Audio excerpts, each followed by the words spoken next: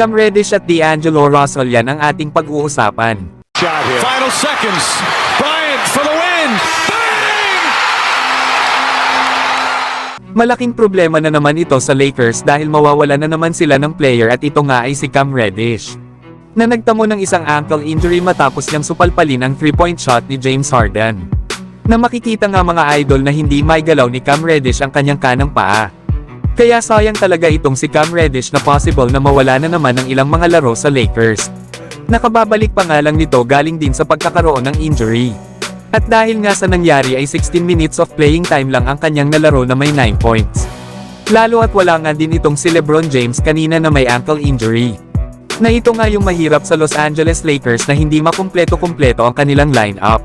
Kaya nahihirapan ang kanilang kupunan na makakuha ng momentum para magsunod-sunod ang kanilang panalo. Na dahil sa pagkawala ni LeBron James kanina sa lineup ng Lakers samahan pa ng injury ni Cam Reddish, ay talagang nahirapan ang Lakers na manalo laban sa Los Angeles Clippers. Natalo nga sila sa score na 127-116.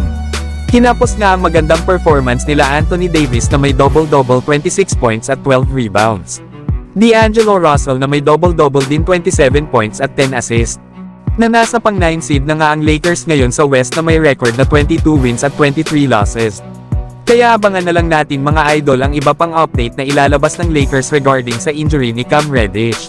Samantalang nahihirapan naman ngayon ang Los Angeles Lakers na magdesisyon kung balak pa ba nilang i-trade itong si D'Angelo Russell. Para daw kasi sa Lakers ay walang kasiguraduhan na makakahanap sila ng isang player. Nababagay dito kana LeBron at Davis sa kung papaano si D'Angelo Russell nakakapagbigay ng floor spacing at pagkakaroon ng court awareness sa kanilang opensa. Kaya malaki daw ang chance na manatili si D'Angelo Russell sa kanilang kupunan o mas tumaas pa ang kanyang trade value dahil sa kanyang mga late performance, na kung saan ay may average itong 27 points per game.